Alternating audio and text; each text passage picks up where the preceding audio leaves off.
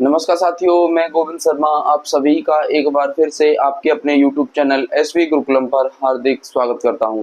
उम्मीद है आप सभी लोग अच्छे होंगे, स्वस्थ होंगे, जबरदस्त होंगे और हमारी इस शानदार सी क्लास को लेने के लिए हमारे साथ जुड़ चुके होंगे।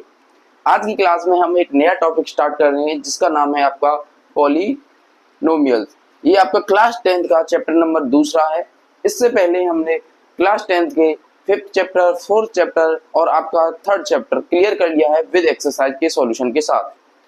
अब हम जो आज का टॉपिक है पॉलिनोमियल्स, इस क्लास में इस चैप्टर के हम आपके कॉन्सेप्ट देखेंगे। जब आपके कॉन्सेप्ट क्लियर हो जाएंगे उसके बाद हम एक्सरसाइज का सॉल्यूशन भी आपको करवाएंगे।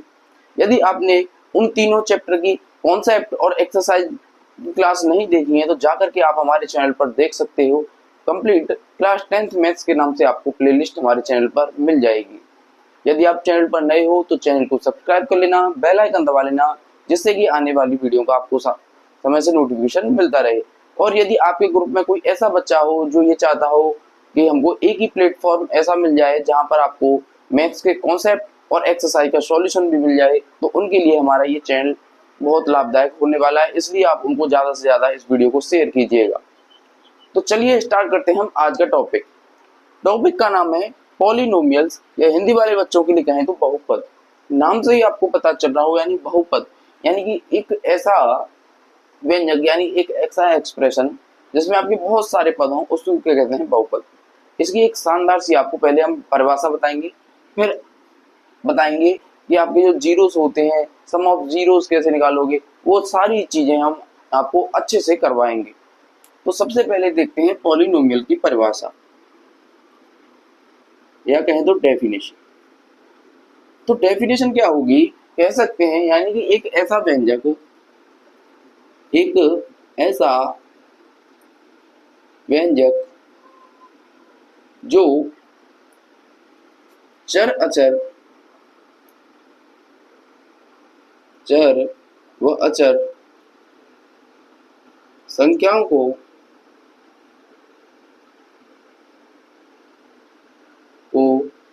जोड़ने, घटाने, गुणा व भाग करने, यानी एक ऐसा व्यंजक जो चर व अचर संख्याओं को जोड़ने, घटाने, गुणा व भाग करने से प्राप्त होता है। यानी कि आप परिभाषा से समझ पाओगे, यानी कि एक ऐसा व्यंजक, यानी व्यंजक मतलब एक्सप्रेशन, यानी एक ऐसा एक्सप्रेशन जो चर यानी वेरिएबल व अचर यानी कांस्टेंट वैल्यू को ऐड, सब्ट्रैक्ट, आपका मल्टीप्लिकेशन और डिवाइड करके जो आपको एक्सप्रेशन मिलेगा वो क्या होगा, आपका बहुपद। क्या होगा, पॉलिनोमियल्स होगा। आप एक एग्जाम्पल से समझेंगे, जैसे कि एग्जाम्पल लिख लिया हमने 3x। क्या लिख लिया, 3x।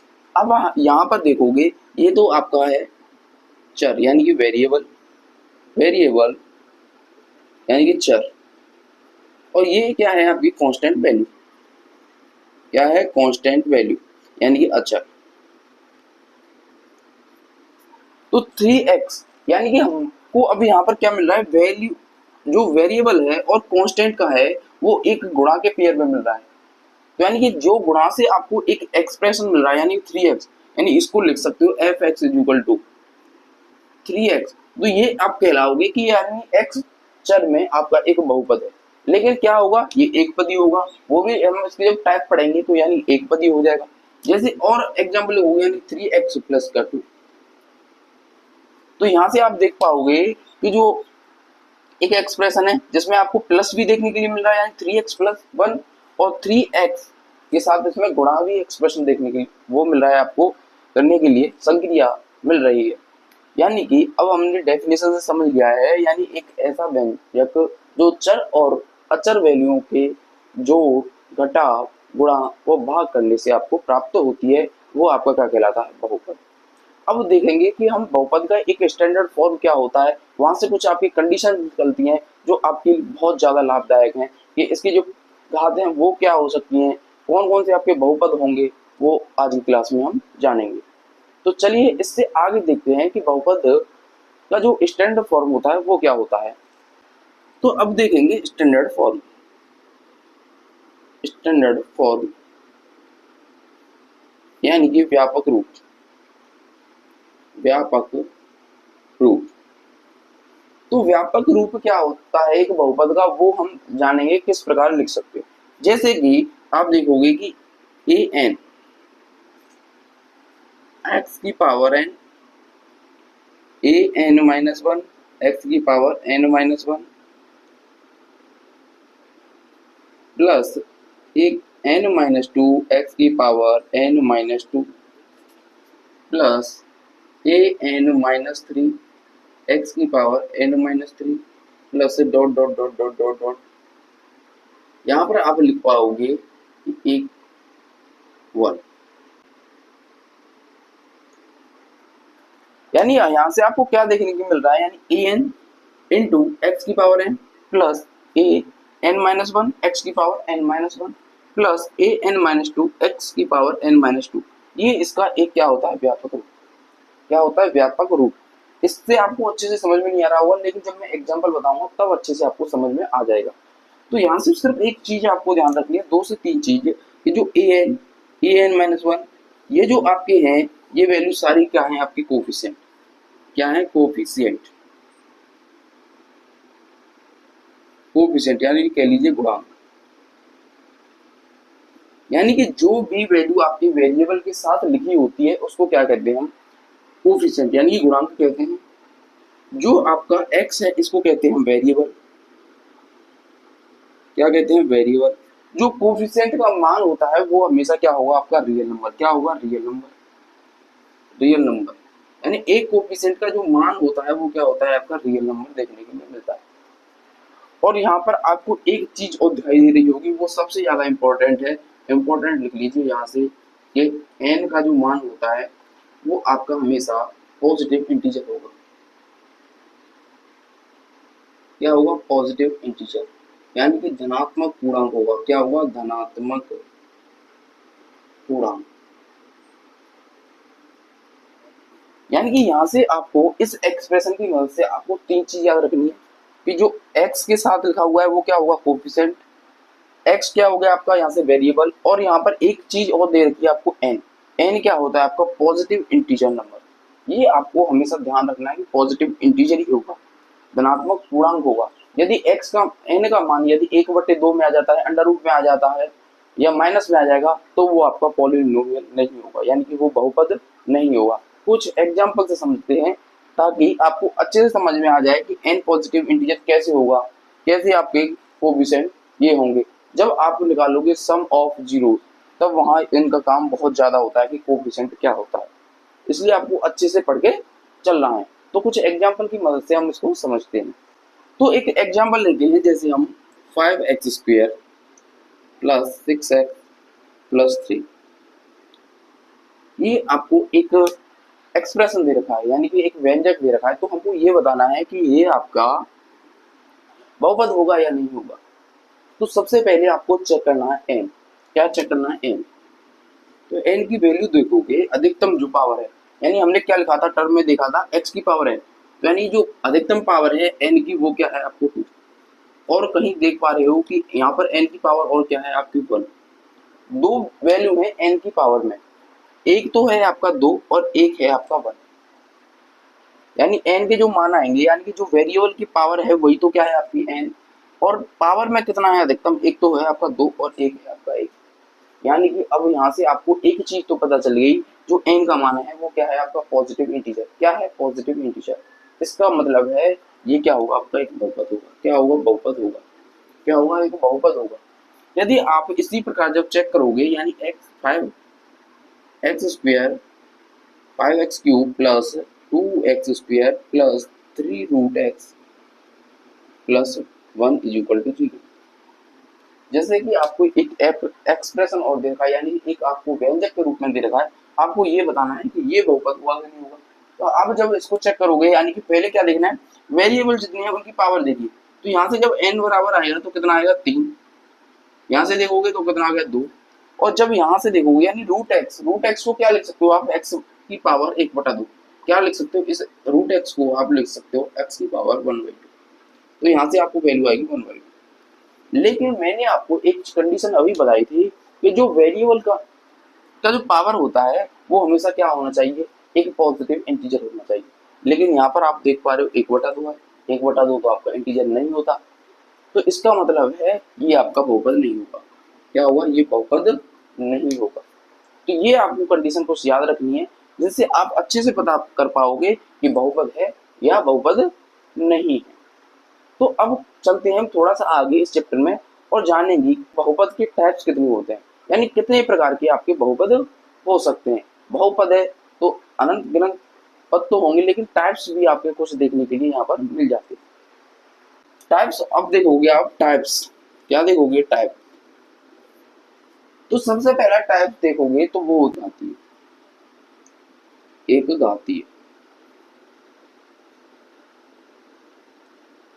नाम से ही पता चल रहा है आपको, यानी एक घात यानी एक ऐसा बहुपद जिसमें आपकी वेरिएबल की जो पावर है वो कितनी होनी चाहिए, एक। मैक्सिमम पावर कितनी होनी चाहिए, एक। कम भी नहीं चलेगी, ज्यादा भी नहीं चलेगी, यानी कि आपकी एक फिक्स पावर होती है वो कितनी होनी चाहिए, एक। जैसे 7x, जैसे आप देखोगे 5y, ये आपके एक पदीय होंगे। लेकिन जब आप देखोगे 3x², पावर कितनी होगी, 2, तो यानी ये बहुपद नहीं होगा, एक घातीय बहुपद। देखोगे आप 7y + 5, इसको जब आप देखोगे तो आपको क्या देखना है, हमने क्या अभी सीखा था, यानी एक ऐसा बहुपद जिसमें आपकी वेरिएबल की पावर क्या होगी, 1। तो यहाँ पर देखोगे वेरिएबल क्या है आपका y, पावर कितनी है, 1। तो यहाँ इसका मतलब है ये आपका क्या होगा, एक घातीय बहुपद होगा। क्या होगा, एक घातीय बहुपद होगा। उम्मीद है एक घातीय समझ में आ गया। अब चलते हैं द्विघातीय। द्विघातीय द्विघातीय में आपको समझना है यानी एक ऐसा बहुपद जिसमें आपकी जो वेरिएबल है उसकी पावर कितनी होनी चाहिए, मैक्सिमम 2। कितनी होनी चाहिए, यानी कि फिक्स पावर कितनी होनी चाहिए, 2 होनी चाहिए।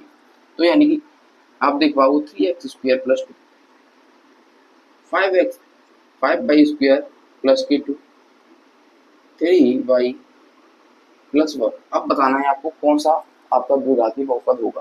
तो यानी यहाँ तो 3x² दिख रहा है, यानी कि वेरिएबल की पावर 2 है, बहुपद होगा द्विघातीय। यहाँ पर भी आपको वेरिएबल की पावर 2 दिख रहा है, तो ये भी आपका द्विघातीय बहुपद होगा। लेकिन यहाँ देख पाओगे कि वेरिएबल की जो पावर है वो कितनी है, 1। तो इसका मतलब है ये आपका द्विघातीय बहुपद नहीं होगा। क्या होगा, ये आपका एक पावर है, तो इसका मतलब है ये आपका एक पदीय होगा। क्या होगा, एक पदीय होगा, लेकिन द्विघातीय ये नहीं होगा। अब आगे होता है आपका त्रिघातीय। त्रिघातीय त्रिघातीय में आपको ध्यान रखना है, यानी एक ऐसा बहुपद जिसकी आपकी 3 घात हो, यानी कि घात क्या हो, 3, यानी कि 4x³ + 3x, ये हो गया आपका। मान लीजिए आपके 3x³ ये हो गया आपका, 5y³ ये हो गया आपका। इस प्रकार के जो टर्म होंगे वो क्या होंगे, आपके त्रिघातीय होंगे। तो उम्मीद है तीनों ही टाइप्स अच्छे से समझ में आ गए होंगे, क्योंकि यहाँ से आगे आपको बहुपदी कह देना पड़ता है। आगे आपको जनरली यूज नहीं होगा, इन 3 का ही आपको इस चैप्टर में यूज होगा, क्योंकि इनके कोफिशिएंट आपको निकालने होंगे। कोफिशिएंट का आपको सम के साथ आपको रिलेशन बताना होगा, प्रोडक्ट के साथ रिलेशन बताना होगा, तो इन 3 के हिसाब से आपको चलना होता है। अब देखते हैं हम इसकी स्टैंडर्ड फॉर्म क्या होती है। सभी जो टर्म है स्टैंडर्ड फॉर्म, यानी इनका जो व्यापक रूप होता है वो क्या होता है आपका, एक घातीय बहुपद होगा तो उसका आपको जो स्टैंडर्ड फॉर्म होगा वो क्या होगा, ax + b। क्या होगा, ax + b। इस रूप में आपको ये लिखना होता है, यानी ax + का b। जब द्विघातीय देखोगे तो द्विघातीय का क्या होता है, ax² + का bx + c। ये क्या होगा आपका, एक एक्सप्रेशन। जब आप इसको एक समीकरण के रूप में लिखोगे तो = 0 लिख दीजिए, वो बन जाता है आपका समीकरण। ये क्या होगा, आपका एक एक्सप्रेशन होगा। तीसरी चीज होती है आपकी, जब त्रिघाती में देखोगे तो ax³ + bx² + cx + d। यानी कि जब आप एक पदियों को स्टैंडर्ड फॉर्म में लिखोगे तो ax + b, जब आप द्विघाती में लिखोगे ax² + bx + c, और त्रिघातीय में लिखोगे तो ax³ + bx² + cx + d। इस प्रकार से आप इसको लिखते हो। तो अब देखेंगे यदि हमको कोई एक वेरिएबल, आपको एक पॉलिनोमियल दे रखा है, यानी क्या देखा आपको, एक पॉलिनोमियल दे रखा है, तो उसके आपके कितने आपके जीरोस होंगे, जीरोस आपको कितना है, जीरोस क्या होता है। तो अब जानेंगे यानी जीरोस ऑफ एनी पॉलिनोमियल, यानी कि एक बहुपद में आपके जीरोस क्या होते हैं, यानी शून्य क्या होते हैं। शून्य का मतलब है यानी कि एक ऐसी वैल्यू, यदि हम किसी भी जो आपका बहुपद दे रखा है उसमें उस वैल्यू को रख दें और उसका मान जीरो आ जाना चाहिए। क्या आना चाहिए, जीरो। जैसे कि आपको एक बहुपद दे रखा है एफ एक्स, एफ एक्स एक बहुपद दे रखा है जिसमें आपको वैल्यू दे रखी है 3x² प्लस के 5x। ये आपको मान लिया हमने एक बहुपद दे रखा है। अब इसने कह दिया कि इसके आपके अल्फा और बीटा तो क्या होंगे, शून्य होंगे। क्या होंगे, अल्फा और बीटा दो आपके शून्य है, उसने तो आसानी से कह दिया। तो इसका मतलब है यदि इस अल्फा को हम इस एक्सप्रेशन में रखें और बीटा को इस एक्सप्रेशन में रखें तो आपका मान क्या आना चाहिए, जीरो। तो जीरो आ गया तो हम कह पाएंगे कि हाँ ये शून्य है। जैसे अल्फा का मान रखिए, then f of alpha 3 alpha square plus 5 alpha, इसका मान यदि जीरो आ जाए, यानी एफ अल्फा रखने पर यदि जीरो आ जाए तो हम कह पाएंगे कि ये क्या होगा, आपका इस एक्सप्रेशन के लिए आपका शून्य होगा। क्या होगा, शून्य होगा। इसी प्रकार यदि बीटा को भी रखोगे तो यानी एफ बीटा रखने पर भी यदि आपका मान जीरो आता है तो कह पाओगे कि बीटा भी इसका क्या है, शून्य। शून्य का मतलब यही है कि आप यदि उस व्यंजक में उस वैल्यू को रख दो और आपका वैल्यू जीरो आ जाए तो शून्य है, बस इतना आपको ये ध्यान रखना है। तो आधी क्लास में फिर हम इतना ही रहने देते हैं। अब इसका जो कुछ पार्ट है कि सम ऑफ रूट्स आपको निकालने होंगे द्विघात समीकरण के लिए और फिर उनका कोफिशिएंट के साथ आपको रिलेशन देखना होगा, वो हम कल की क्लास में देखेंगे। यदि आज की क्लास आपको पसंद आई हो तो वीडियो को लाइक कर दीजिएगा, चैनल को सब्सक्राइब ना भूलिएगा और वीडियो को ज़्यादा से ज़्यादा शेयर कीजिएगा। इसी के साथ हम इस वीडियो में विराम लेते हैं। नमस्कार, जय हिंद, राधे राधे, जय श्री कृष्ण।